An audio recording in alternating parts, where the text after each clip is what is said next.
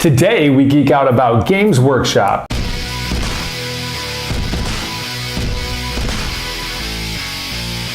Hey guys, what's going on? This is Lee from Geek City USA here, and today I want to do something a little different. So usually I'm doing a kind of a pre-planned review video, very formalized, but I want to be a little more informal today, just to kind of have a discussion around all things Games Workshop. So first of all, I grew up as a very big Games Workshop fan, so to be honest, I think that was my first real foray into modern wargaming, if you will, or modern, not wargaming, but board gaming.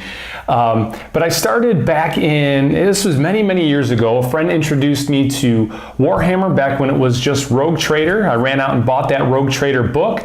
It was, just a soft cover book that had all the rules in it. And to me, that was a whole new adventure. And I remember picking up my first Build Your Own Space Marine box. I picked up some Build Your Own Orcs. I think I got some Harlequins down the road for Christmas one year. And then I picked up Blood Bowl. That was my first real, hey, I love this game. I picked up the second edition. It had the styrofoam board and everything, and I just fell in love with it. And that really, from there it spiraled out of control. It became Battle Masters. It became Hero Quest. What else did I get? I think I got a couple other games. I had Crunch. My buddies had Advanced Hero Quest. I also had Space Hulk. I went out and bought Space Hulk, and this is all as a kid, man. I was saving my paper route money and all that stuff. So that was really what got me into gaming. And then I think I did that for a number of years, and then I got a little bit older. I think it was around the time that I went off to college. All that kind of fell on the back burner. Never got together to play Necromunda with my friends anymore. And I kind of moved on. And then back in like the mid 2000s, I jumped back in and picked up Mines of Moria, which is the Lord of the Rings game, trying to get back into it. That never really clicked. I think I built all the miniatures. I think I undercoated them and started painting some goblins and never played the game. I should also confess that I was an avid miniatures painter back when I was playing Space Hulk and Blood Bowl. In fact, I had some pretty awful painted humans trying to do like stripes and stuff that I wasn't capable of doing, but hey man, I had fun.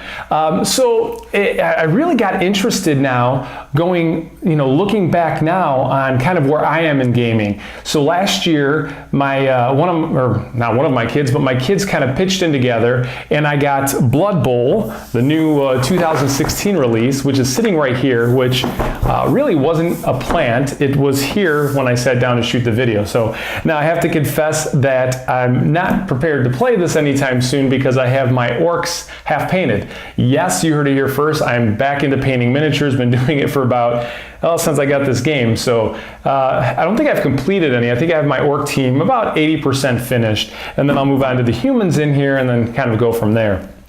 But I say that to really bring up a commentary on how Games Workshop has improved. So, for a number of years there, they went down the tubes. Everything was super expensive, still is, I guess, but I feel like now you get more value for your money. But it just wasn't compelling to me. And maybe this is just me. Maybe it's because I fell out of the hobby. And maybe modern wargaming, maybe modern board gaming brought me back into this. But really it started again with this Blood Bowl. My kids got this for me. I opened it up and it was, I was so geeked to see these little guys, these little humans, and play the game. I played it with my kids, I played it with my buddies, and really it brought back memories. So when the Warhammer 40K 8th edition came out, I figured I have to have this. The Plague Marines or the Death Guard look amazing, and I really want to get them and paint them. I picked it up for Christmas. My wife, and I don't remember if it was just for my wife or if it was for my kids, but they support my addiction. But they got me the box set for I can't remember what it's called, but the 8th edition box set. And I built all those miniatures, and they are sitting there. I haven't played. I built some scenery, or bought some stuff to build some scenery, crafty style. Haven't done anything with it yet because I don't want to start too many projects. I'm too busy as it is to play half the games that I have, much less to paint. So I figured I'll finish painting my Blood Bowl guys, and then we'll kind of go from there. But I say that to say that they seem to be on just this great clip. They've really turned the ship around from my perspective. Now, maybe I'm late to the party. I'm sure there are a lot of you out there that are like, oh man, they killed it with Warhammer 8th edition. 7th edition was the best, and now they're flushing down the toilet. But the stuff they have on the horizon is like completely impressing me. I mean, I've even gone and I've been buying White Dwarf magazines. Now, I haven't picked up a White Dwarf magazine. I think I last bought a handful at a Games Workshop store, probably in the mid-2000s. I was on a business trip to Chicago, and I stopped in at a Games Workshop store, and they had all their back issues were $1. So I bought, probably 10 of them. But, you know, I haven't even considered picking any up until I got Blood Bowl. And then I was like, this is interesting. And then it's kind of like, you know, tap vein, insert needle, and you're hooked. But I kind of made a list here. I want to make sure that I stay on track, or that I stay focused, because I can ramble a lot. But so I've been compelled now to actually pick up White Dwarfs. I'm really interested in what they have going on. And you know, they have the 8th edition 40K, which in my opinion seems to be great. It's made me interested in the hobby. But they've re-released Necromunda. The new Age of Sigmar Soul Wars, to me, looks fantastic. Something that I was interested in Age of Sigmar as it was, because I can't think of what they are now. The Night Guys. I feel stupid for not knowing, but whatever. But I always thought that they looked cool. I want to say Reavers. They're not Reavers. Retributors. I think they look awesome. So I thought, you know, I should probably pick up the Soul Wars. And then, you know, Shadespire, though, really captivated me, because here we have Games Workshop that is known for these big box, you know, really hobby niche games, if not the big box games, then, you know, the Warhammers, which are ongoing hobbies that you're constantly buying and building and getting into. But here they come out with Shadespire. And to me, that is their first current foray. I mean, I know there are other things. There's the Forbidden Stars, Fury of Dracula, you know, that was licensed through, you know, from Games Workshop over to Fantasy Flight. But I felt like with Shadespire, it was their first attempt to say, hey, board gamers, hey, here you go. Here's something that is not quite Warhammer. It's not as in-depth, but it's going to introduce you to our lore, and it's something that'll be accessible for you guys. And I was extremely interested in that. Confession, I haven't played it, haven't bought it yet. Again, trying to paint my Blood Bowl and trying to start to, you know, get the Warhammer 40K stuff moving forward. But so I don't want to get too in-depth in things, but I was really impressed with what they had done. And now the Kill Team came out, it was a month or so ago, and for I can't remember if it's 130 or 160. You can get it substantially cheaper at local game stores, at least in my area you can, probably for like $100, $110. And here's Kill Team, which is Warhammer 40K, you know, just really the hand-to-hand combat or close quarters combat. It comes with a ton of scenery, which you can, to me, that's a no-brainer to buy it if you're a Warhammer fan, because then you can use that scenery. You know, so to me, they're really forward thinking. And now they recently announced Adeptus Titanicus, you know, from the Horus Heresy, which is a throwback to, was it Epic, or I can't remember if that was a part of Epic, or if there was a standalone. I can't remember if Epic was a part of the Adeptus Titanicus stuff, but you know, whatever. That was 30 years ago, 25 years ago. But it has me really interested in what they're doing. Now they've also, let's see, they have the Age of Sigmar Champions, which is the card game, which just recently I think people picked up a bunch of packs at Gen Con.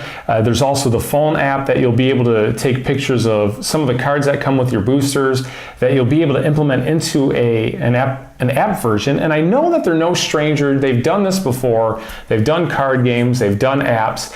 But to me, it just feels like their heart is beating. They're not like a company that's over in the corner that's just kind of doing stuff. I feel like they're actively trying to grow.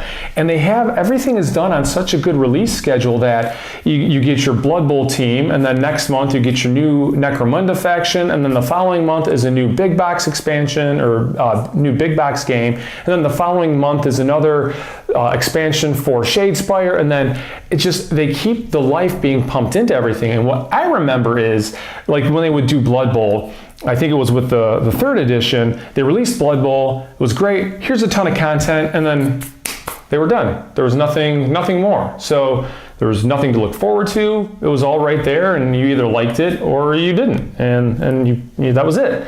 I remember taking, back with second edition, buying a box of Warhammer Fantasy skeletons to create an undead army. I used them, I had some mummies from something else, and I built an undead football team for Blood Bowl. So, it just seems now that they're on this pace that seems quite sustainable. They seem to be very forward thinking. Their quality is great. I mean, these White Dwarf magazines are high quality. And I remember when I was a kid, you would rub on the cover and the ink would come off, and that's not the case anymore. So, I'm pretty impressed with that. And again, all this has gotten me into reading the Horus Heresy books. It's really spiked a nerve, or spiked a vein, I guess, really, in my addictive personality when it comes to acquisition disorder.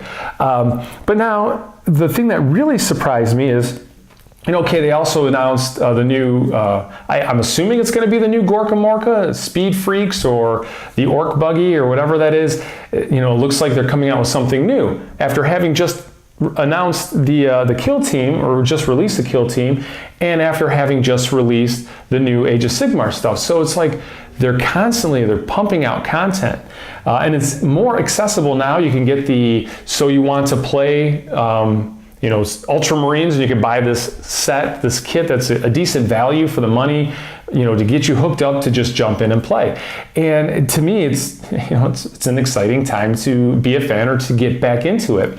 In addition, if you're looking to get into these games, they have I think one's called Blood and Thunder or something, and they're like, you can either have Warhammer 40K big box, or you can have the intermediate box or the super starter box, just to see how you like the game. And to me, that was a big draw for my oldest son. Here you go, man, you're interested in it. I'm not gonna inundate you with these rules and this book, and here's something simple and cut and dry. You can bring it out easy and play it. And, here you go. There's another Games Workshop addict, being formed and built in my house. But now, with Gen Con, there was announced Warhammer 40K Munchkin. That surprised me. I didn't expect it. I'm super excited about it. I want to go out as soon as it's available and pick it up. Why? Because I love Munchkin. I grew up, that was really one of my introductions back into modern gaming, was playing Munchkin. And when I played Munchkin, I then played the Munchkin board game, and then I played 180 different versions of Munchkin. We just did did an unboxing for Munchkin Crazy Cooks. We're doing a live filming of it to release on here. So, to me, I'm excited to see what this is. It hits the lore a little bit. It'll be goofy, it'll be silly. Some people are like, oh, the Emperor's rolling over in his grave, but I am excited about it. One thing that I'm not so excited about is Warhammer 40K Monopoly. I don't get it, but I will look at it when it comes out and see how, what their thought was. Again, I don't plan on picking it up because, I love Game of Thrones. I've never picked up that Monopoly. I'm not a Monopoly guy. I'm not a Monopoly gamer. That's been fun. That's been fun with the family. But, I'm interested. It seems like they're trying to, you might say they're watering down their brand, but to me, they're making themselves accessible, more of a household name, and therefore, they're going to have better longevity. And I'm not the type of person that thinks this is my hobby and keep it. I'm all about them watering it down, so to speak, to make everybody interested in it. And I think gaming in general, not just Games Workshop, but I think it should be accessible. I know there's some people that were a little upset as, Will Wheaton's Tabletop brought more focus to gaming. You started seeing specialty games in Target. Even Walmart has Catan and a couple other games. I think that's great. I think that the more people you can introduce these games to, the more quality games that we get. I grew up playing Risk, and I played Monopoly and Sauri and Clue and Racco and everything like that. But now there's hundreds, if not thousands of games coming out every year, probably closer to tens of thousands of games coming out every year, that there's some really, really good games coming out that wouldn't have come out if this hobby in general hadn't just exploded and gained popularity. And the same thing with Games Workshop. I think that as they release these Munchkins and Monopolies, that it's only going to be better for us as gamers and for Games Workshop fans in general. Maybe it causes their prices to drop in other areas. Probably not. I mean, they're in the business to make money. But then, another track that they also did is, to kind of follow on with the Shadespire thing, now they've announced 3 new games that are exclusive to Barnes & Noble. You have Blitz Bowl, which is kind of like Crunch back in the day, or I think there was a Dungeon Bowl as well? Was that a thing? Let me know, comment down below. I know that I had Crunch, and I think I had a game that was Dungeon Bowl that was Dungeon Football. But anyway, this is, this new Blitz Bowl is like Blood Bowl Light. Smaller pitch, less characters, the rules are a little more succinct.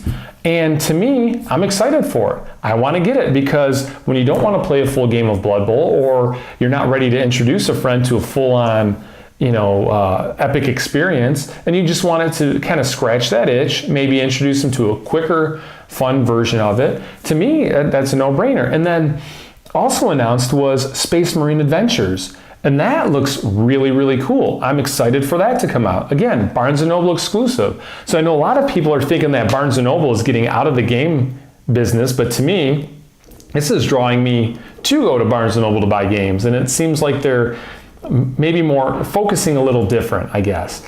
I know the Munchkin Crazy Cooks, that was a Barnes & Noble exclusive.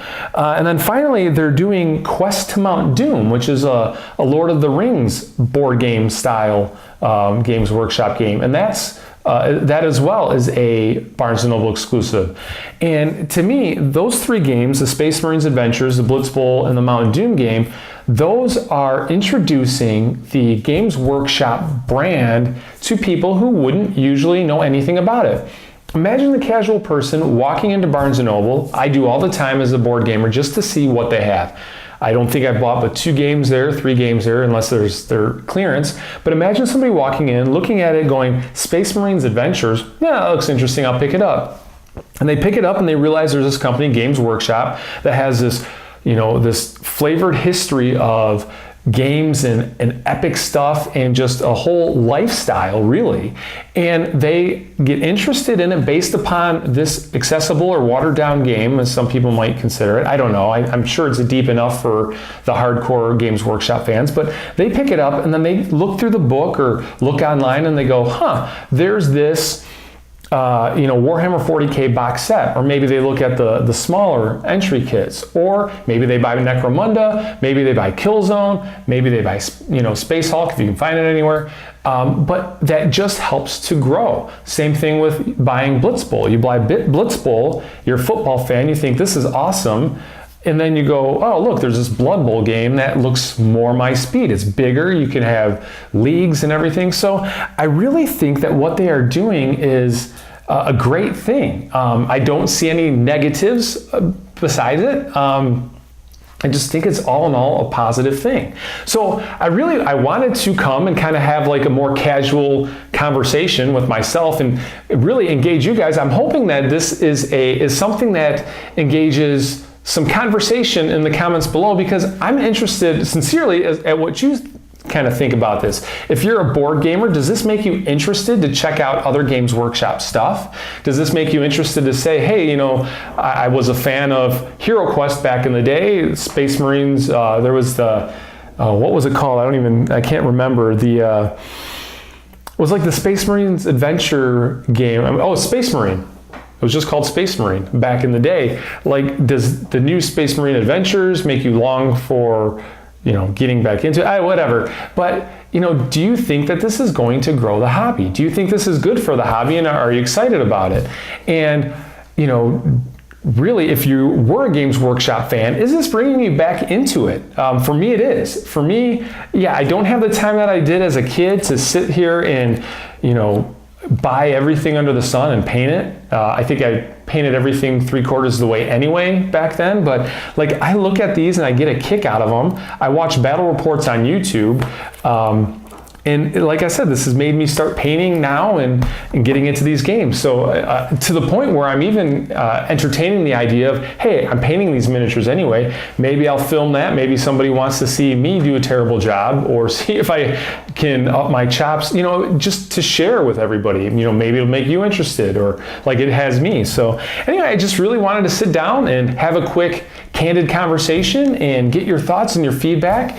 And you know, just tell me what your thoughts are. You know, are you into Games Workshop now because of what they're doing? Or do you hate them? Or are you going to sell all your Warhammer stuff? So that's it. That's all I really wanted to share. Thanks for listening if you made it this far. You know, comment down below. Let me know your thoughts. If you don't subscribe, please subscribe. We do a lot of different stuff. We're really going to expand here as we're going out. As you see here, I've got a new background. We built out the, had a like more studio in the downstairs, where we have our game table and we have more room to actually set up permanent stuff. So we'll be filming more playthroughs, and I just plan on doing a whole lot more of this, more interaction. And so yeah, make sure you subscribe. You might see something different and something new. We also have a giveaway going on right now. So if you haven't seen it yet, go ahead and check out our Facebook page. Yes, we're on Facebook. And get to, we're doing a game giveaway for my birthday. My birthday was last weekend, and I think it's later, it's either Friday or Sunday or something. We're going to be doing the draw for a game. It'll be wrapped up. You're going to get some birthday surprises. So, and also check us out on Twitter. We go on Instagram. In fact, I played Feudum last night. I'll be putting some Instagram pictures out there based on what I played. So anyway, yeah, good time to check us out. Thanks for hanging out. My name's Lee, Geek City USA. We'll see you next time. Take care. I wonder if anybody else remembers the band Bolt Thrower.